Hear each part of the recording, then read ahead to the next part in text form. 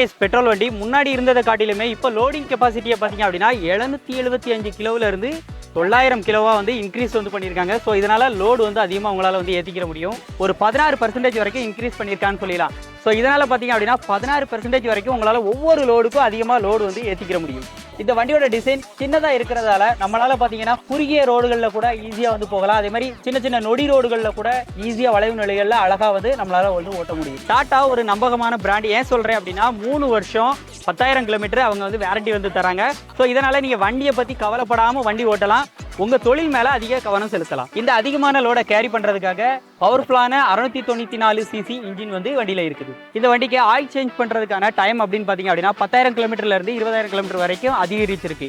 So இதனால் பார்த்தீங்க அப்படின்னா உங்களுடைய தொழிலை வந்து மென்மேலும் வந்து வருமானம் வந்து அதிகமாக பெருக்கலாம். டாட்டாவில் என்ட்ரி லெவல் கமர்ஷியல் வெஹிக்கிள் அப்படின்னு பார்த்தீங்க அப்படின்னா இந்த வண்டியை வந்து சொல்லலாம். ஸோ அதனால் நீங்கள் சின்ன தொழில் பண்ணுறவங்களா இருக்கிறீங்க அப்படின்னா தாராளமாக இந்த டாடா ஏஸ் பெட்ரோல் வண்டியை வாங்கினீங்க அப்படின்னா தாராளமாக வாங்கலாம்.